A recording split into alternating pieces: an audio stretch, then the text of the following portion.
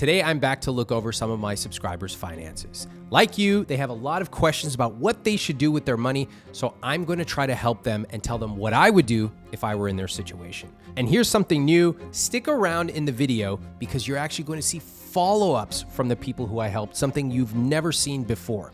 You can download the Conscious Spending Plan template that I use in this video. Just click the link below. But for now, let's get into it, starting with Conscious Spending Plan number 1. Here's what this couple shared with me. They're on their second marriage, 5 total children. 1 is married, 2 are in college, soon to be 3, and 2 are at home. They're retired military, and each collects a pension that is COLA adjusted annually, cost of living. They don't have additional income that qualifies for earned income for retirement savings. Okay, we'll get into that. And one of us took the Call to Action course. This is a great course on copywriting that we offer at iwt.com/products. They're in the early stages of starting an online business to supplement some additional income. They said, "We're interested in an honest review and exploration of our current situation, rich life aspirations, and whether what we think is viable is achievable in another's point of view and experience." All right, well, let's take a look at the CSP. Assets are $681,000, probably a house. Investments are $668,000, very good. All right, so 2 Roths, 2 IRAs, and 1 brokerage with $50K. Very good, honestly. They've been investing for a long time, obviously, and they mentioned a pension. I don't know if they factored that in here or not, probably not. Savings at $52,000. Could be good. Let's see what their income and spending is. And debt at $390,000 for a total net worth of just over $1 million. Okay, pretty good. I don't know how old they are, but since they're retired, let's assume 50s or 60s. Let's see. Their gross monthly income is $20,000. Okay, $241,000 annually. That's pretty good. Wait, they're retired? Retired military making $241,000. Okay, this is great. Their net income is $220,000 because they're not putting a bunch of money away for investments because they already invested and they have a pension. All right. Their mortgage, their fixed costs are 48%. I mean, this is great. So far, what's the challenge? Their housing are 13%. Housing costs are 13%. Recall, please, that typically I like to see numbers less than 28% of gross income for total housing costs. That means everything, your rent or your mortgage, plus your sprinklers, plus maintenance for the roof that's going to collapse in 13 years from now, all of it. They're at 13%. Probably a little higher, but still, they're great. First of all, they have $613 in insurance. Please tell me that this life insurance is term life insurance. Please tell me you did not follow a guy wearing shorts on TikTok who went up to a whiteboard and started talking about cash value. Make sure you insure your kids before they have teeth because then you can't get insurance. But why the f does a kid need insurance? A kid is not... Hold on. I need to say this. Statistically speaking, most kids are not going to die. Okay, so first of all, why are we insuring a little baby? Second of all, the baby needs its parents to be insured. I agree. If the parents get hit by a bus, little baby needs some money. Little baby needs parents who were wise enough to get term life insurance, not whole life insurance sold by an insurance salesman who's taking a fat commission off of this. Please stop listening to these whole life insurance salespeople. Anyway, I don't know if this is term or whole, but I'm praying it's term. They have medical, dental, vision, auto, whatever. Car payments, $672, fine. Debt is a 0% personal loan. They're paying $1,500 a month, which means that their fixed costs will be even lower when they pay this off. All right. Why'd they take a loan, by the way? I'm kind of curious. Why do you need a loan when you make $241,000 a year? Interesting. Unless they have very wealthy parents and they took a 0% loan to pay for their mortgage. Interesting. Groceries at $1,800. All right, look, normally I would say that's a little high, but considering that their fixed costs are 48%, who am I to say anything?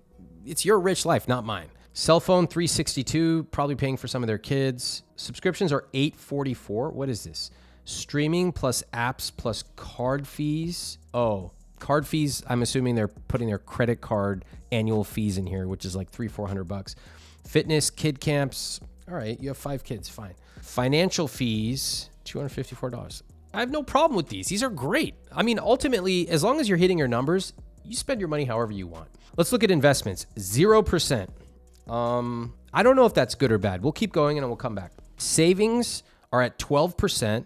So they have an emergency fund for $1,000 a month. They have an auto fund, okay? And they have a home maintenance fund, which is 1%. Okay, this is very savvy. I want to point something out. There are ways to take certain expenses that seem unpredictable and make them predictable. For example, a lot of people, they'll say phrases like this. They'll go, it's really difficult to plan my money because I take one step forward and it feels like I take two steps back. I go, what do you mean? They go, well, my car broke down and then my faucet broke and all kinds of stuff broke. I go, well, I totally understand that. It can seem unpredictable. But if we zoom out enough, we realize that every 24 months, our car has some sort of issue.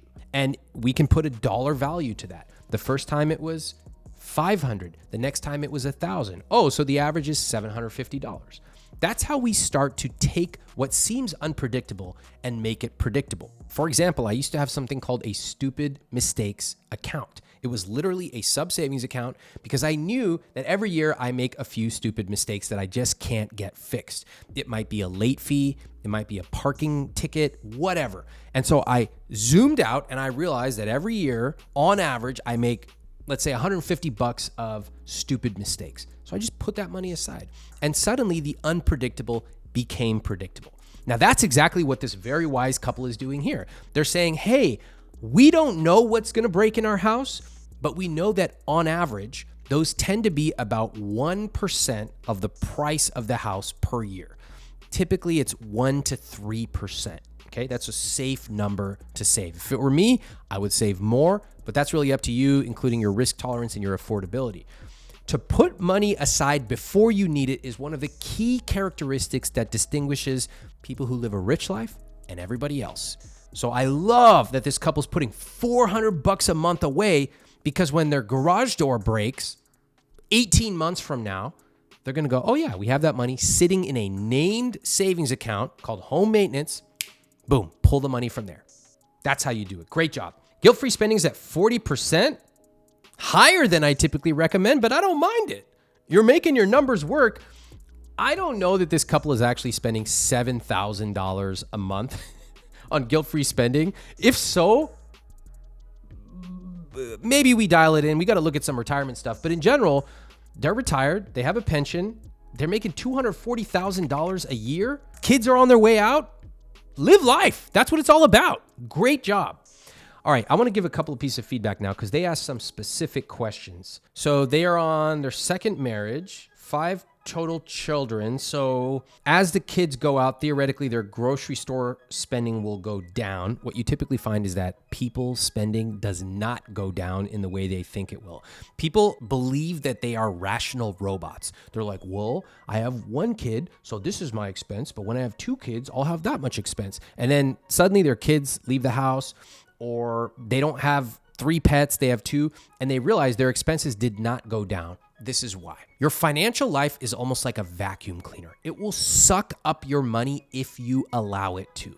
Think about it. All the little things that come up. Could be Amazon, could be a new subscription, could be a show you see on Broadway, could be anything.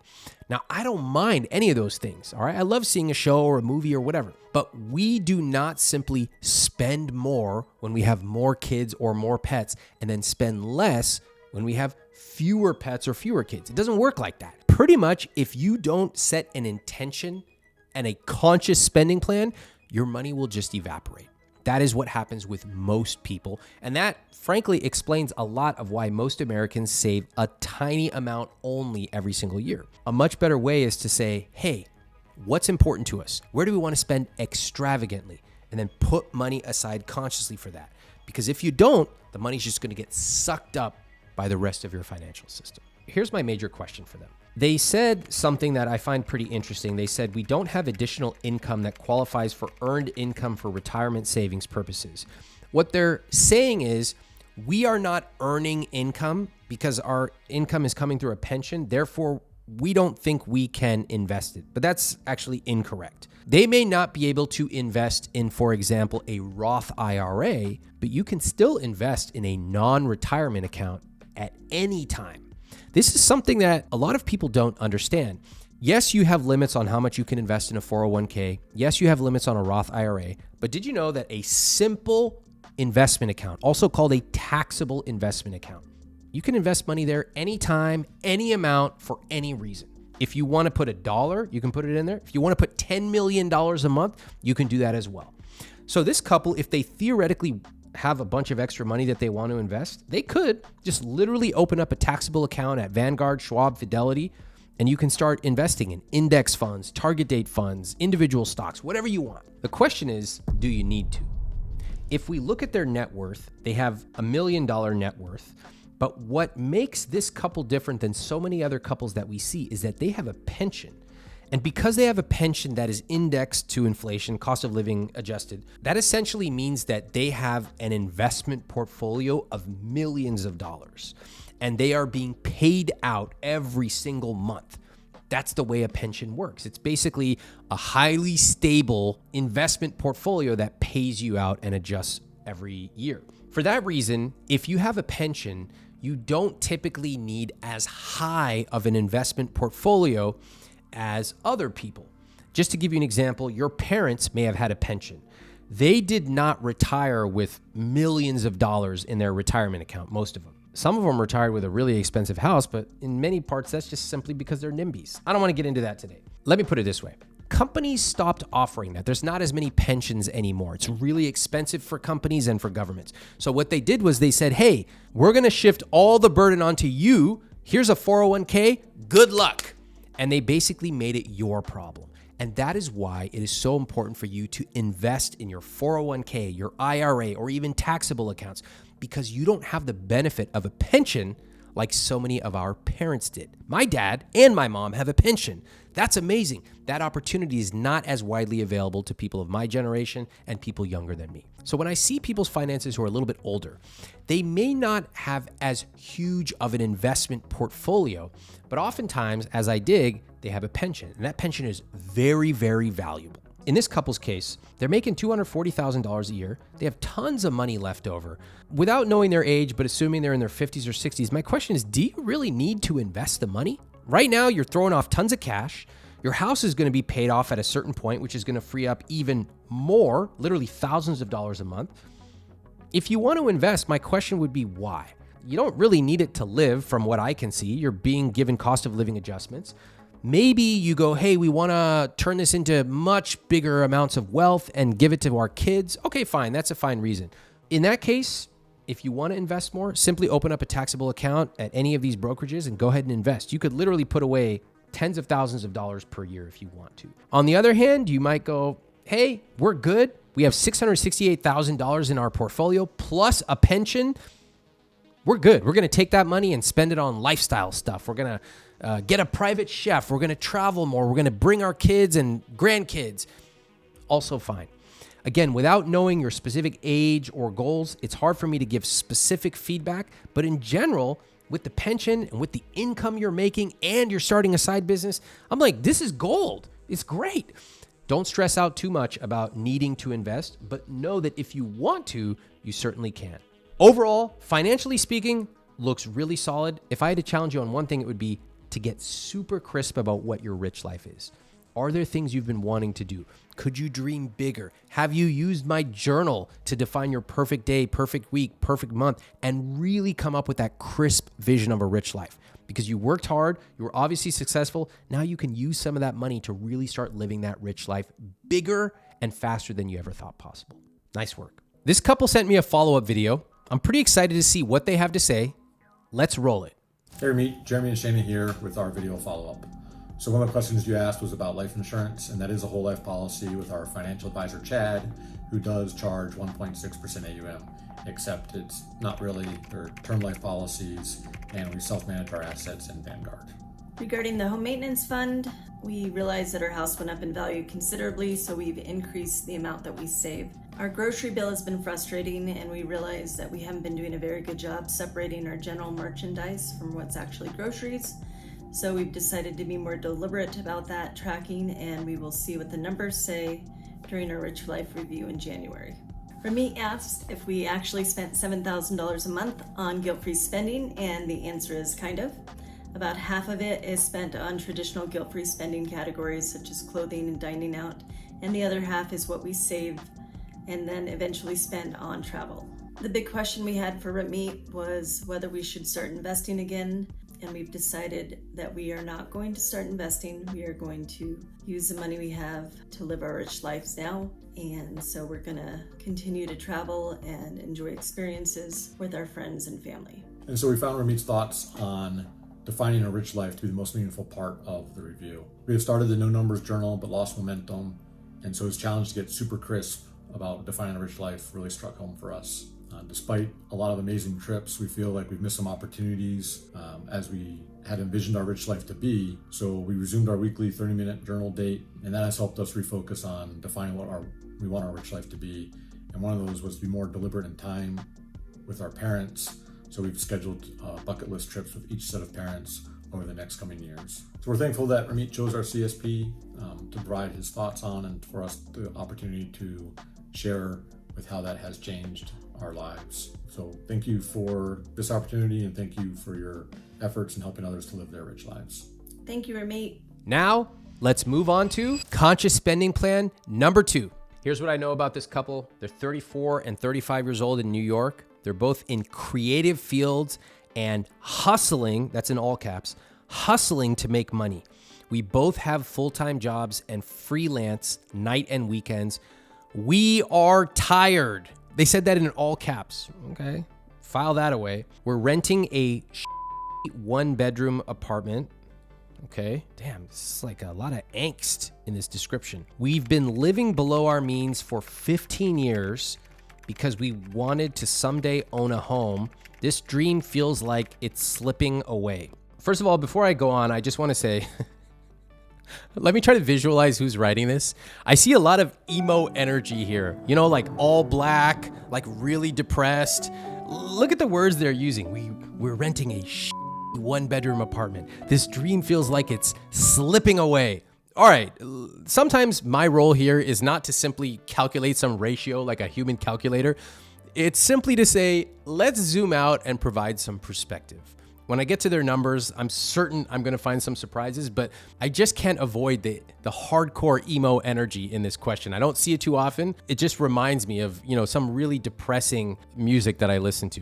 Their question, can we afford a $1 million home in New York? We know the 28% rule, but we honestly can't figure it out because we're grinding it out so hard to barely qualify for that threshold. All right, all jokes aside, it is very frustrating for people to be able to afford housing. Housing is unaffordable in almost every city in America. That is crazy. There are ratios that tell you what affordability is, less than 30%, blah, blah, blah. Housing has skyrocketed in huge ways. And so a lot of what you hear, particularly from young people, is a feeling that it's unfair and a feeling of hopelessness. And it's not about how much apples cost at the grocery store. A lot of it traces back simply and purely to one thing: housing costs.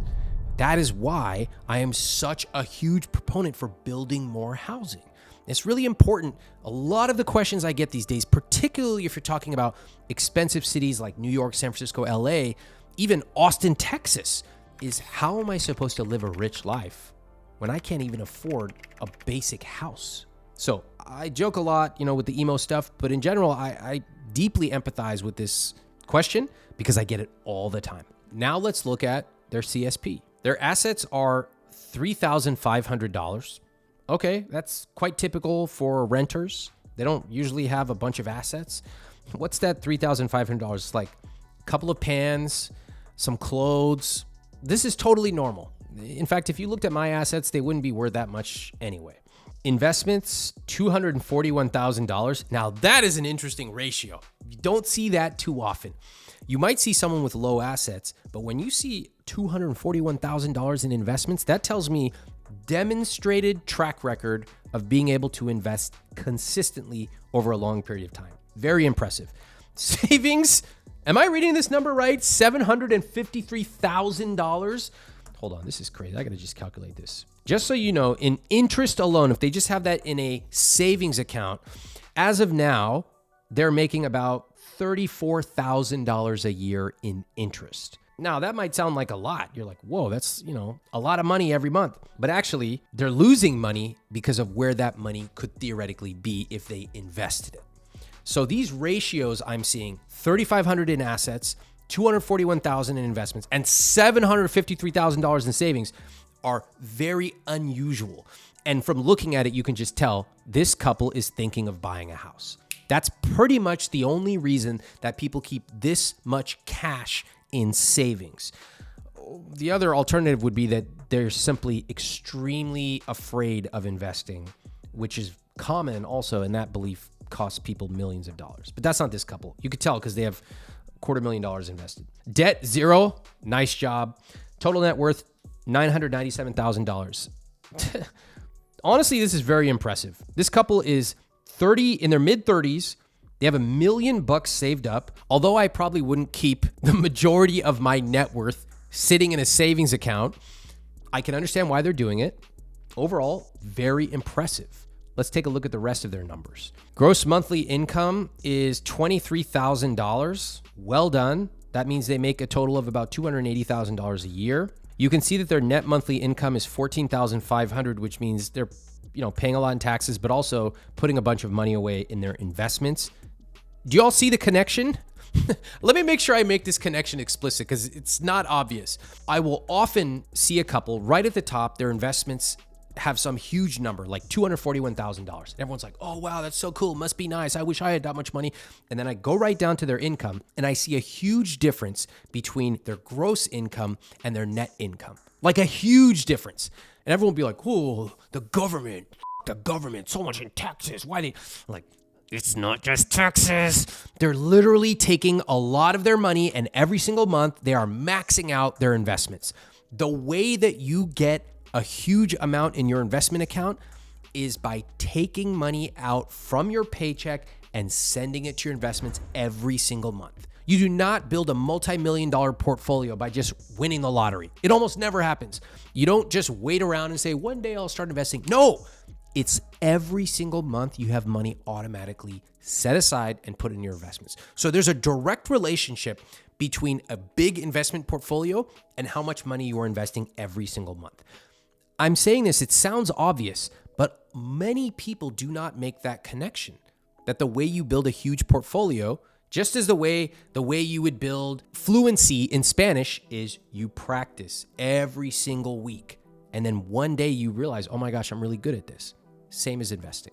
All right, fixed costs are at 34%. Again, we're talking in New York. This is very impressive. This is like low. It's almost too low. You know what I mean by that? Well, how can a finance guy say that they're spending too little? I'll tell you how. Because they're using words like hustling, tired, one-bedroom apartment, living below our means for 15 years, and the dream feels like it's slipping away.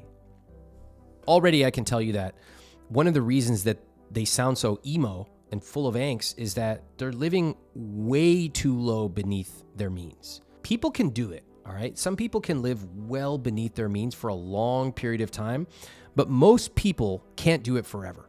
It's not just restriction. This is severe restriction.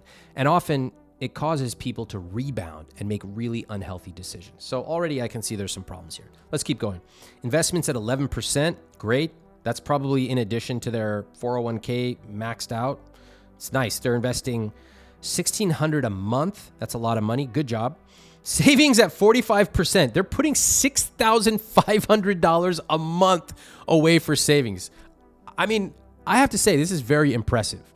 I don't particularly agree with the way that they are living, but the fact that they can put $6,500 away every single month is amazing. Just so you know, that's $78,000 a year being saved. All right, and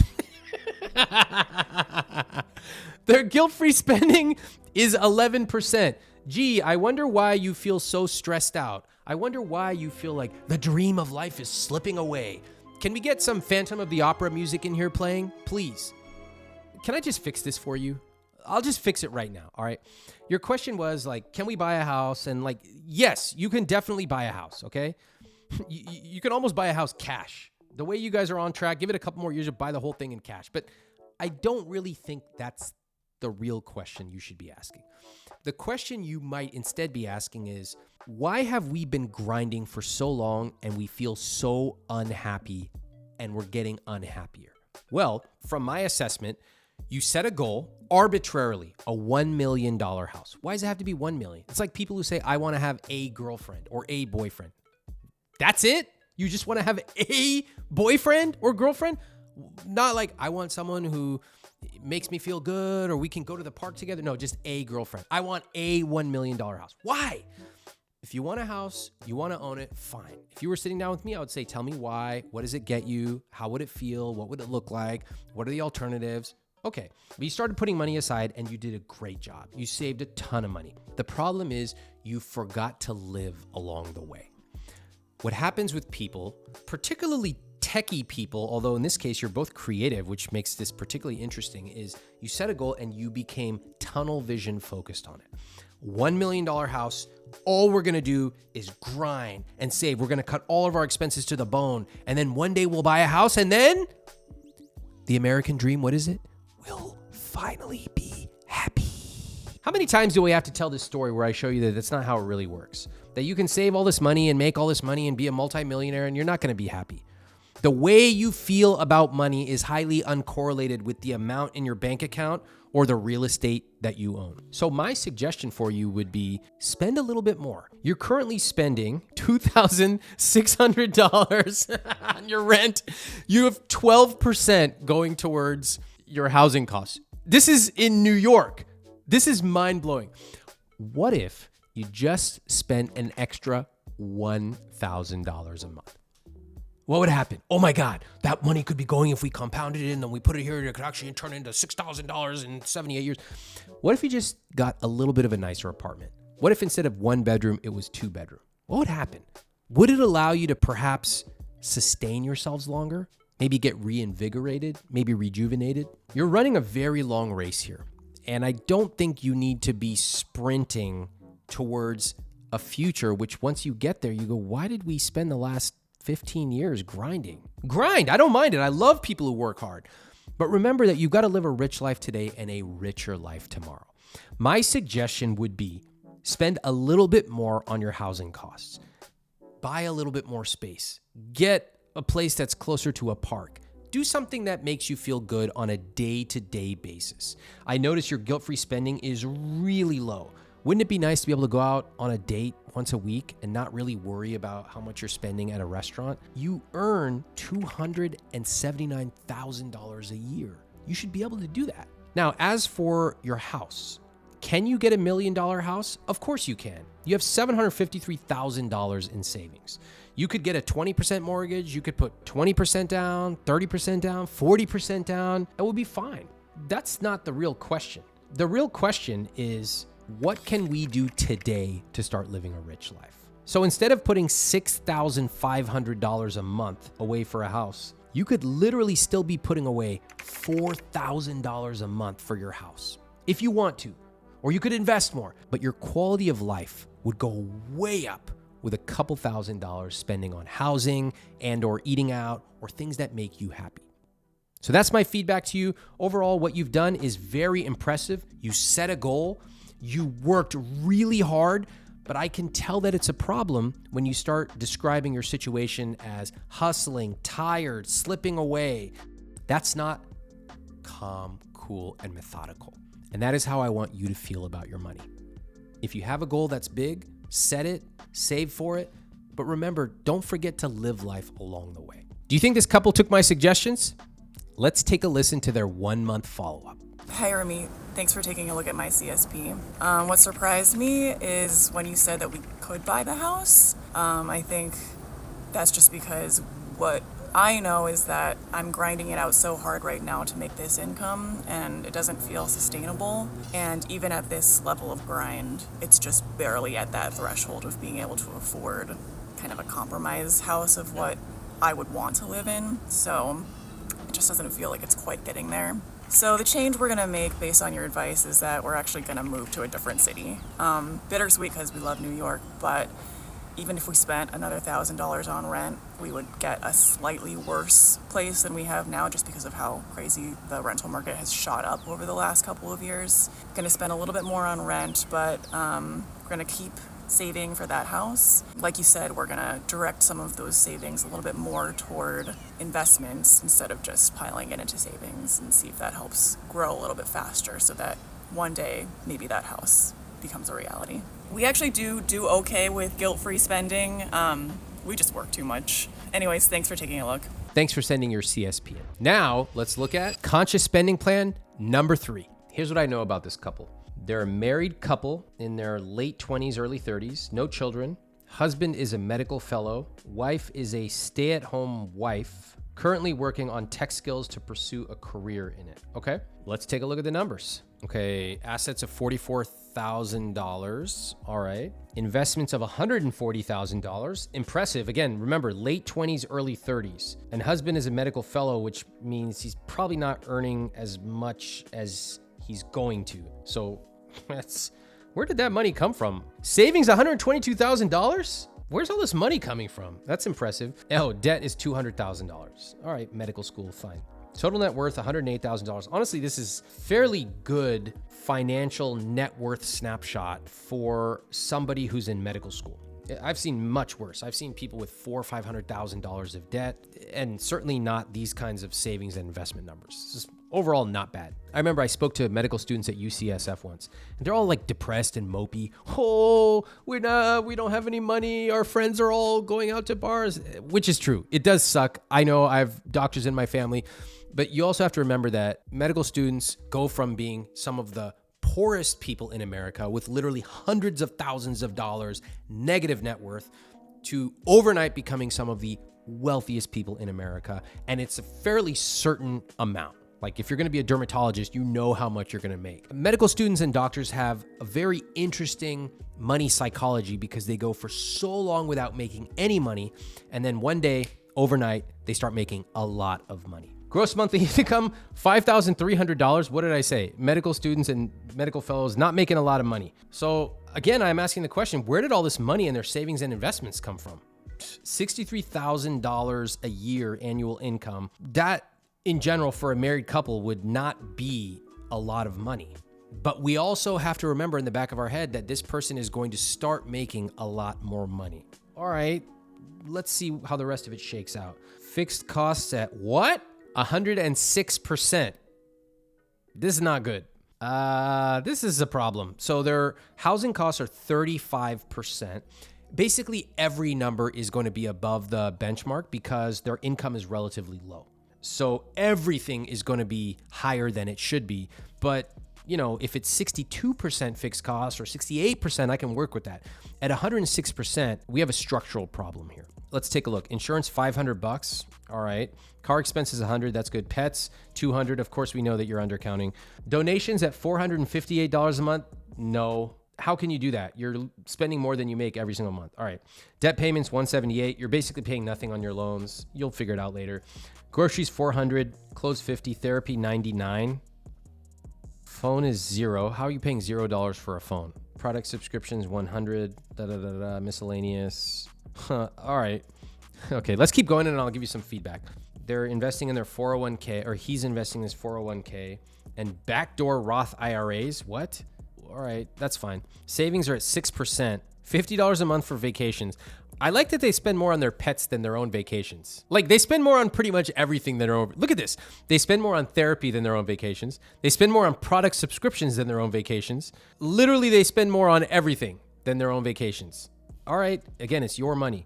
No emergency fund, no car maintenance. And their guilt-free spending is negative 12%. So basically, you're spending more than they make every single month. Okay, let me give you my feedback. I noticed that they have way too many sub-savings accounts. Like they're saving $250 a month, and they have 1, 2, 3, 4, 5, like almost 10 categories. You don't need all that. You need your savings to have 5 categories or fewer, especially if you're doing $250 a month. It makes no sense to overcomplicate things. When you first look at the CSP, it's quite alarming.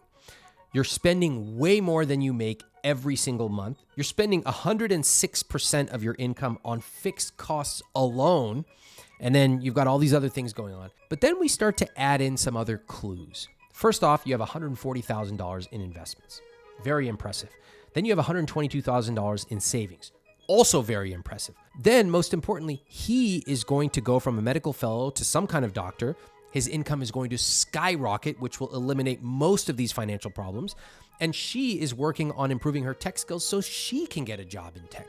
You realize that we can't just look at an immediate snapshot. We need to put all these other things in context. Overall, I think you're fine as long as you are willing to draw from your savings.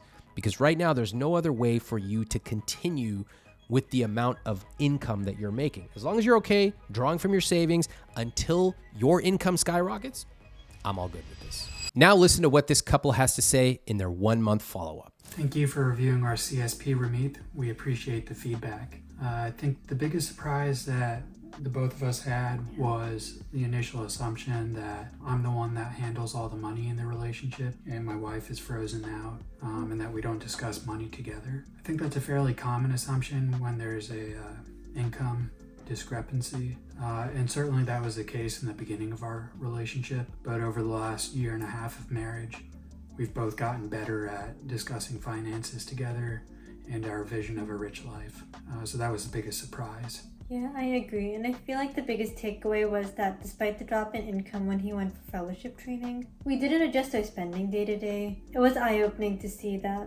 And it's a wise lesson for the future. Our income has now gone from $65K to $230K. As a result, our fixed costs on the CSP have dropped 54%. And then regarding specific changes we've made, we've cut back on the number of sub-savings accounts that we have. Previously, we had 8 sub-savings accounts. We've cut that back to 5, and we're fully investing in our emergency fund and our car maintenance fund as well. All right, I have one couple's spending left to analyze, but before we go on, I noticed that 54% of people watching are not subscribed to my channel.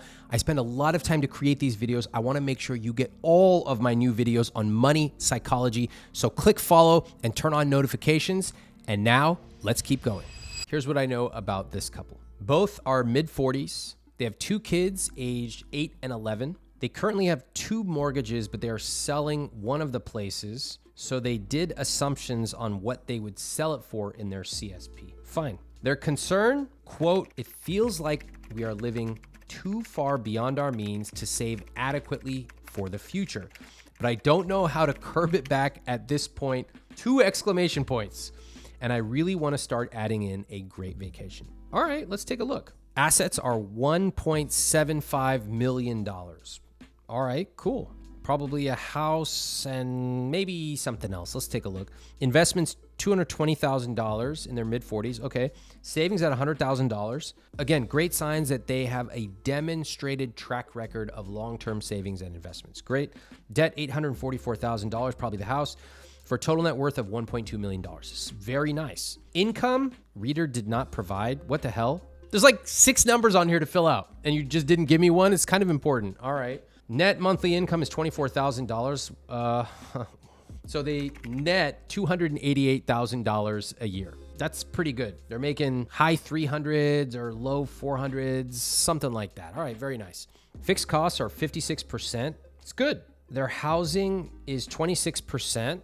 Probably live in an expensive area. Let's just look at the rest. Investments at 17%. 17% of net, that's pretty good. Since I don't know their gross, I can't say if they are currently investing in their 401k, but anyway, they're putting aside at least $48,000 a year. That's good. Savings are at 13%, all right, and guilt-free spending is at 15%, right down the line. All right, so overall, this is a solid CSP. There's nothing immediately with a red alert, but let's take a look in a little bit more detail. So their mortgage is $5,740. Again, probably a high cost of living area, although depends on a lot. Insurance, $1,750. It's a bit high. I would just make sure that it's term life insurance, not whole life insurance. Car payment at $1,300.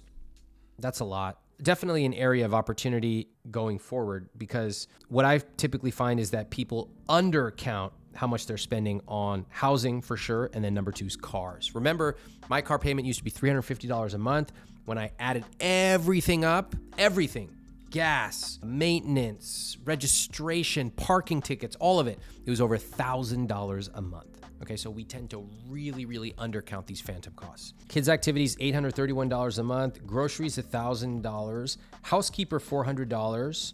And miscellaneous is $1,700. Okay, so they're basically living like very wealthy people. They are wealthy, netting $288,000, but they're living a very, very, very luxurious life. Now, this is hard for people to internalize. This is why you hear a bunch of people in California and New York moaning like, I make $500,000 and it just feels like I'm getting by. Like, shut the up. Do you know how many people make less than that? And then you go, you have a $1,300 car payment and you have a housekeeper, and they're like, well, that's just getting by. And I'm like, no, it's not. Please, can we just recalibrate? Having a housekeeper and a $1,300 a month car payment is not just getting by. I know this couple didn't say it.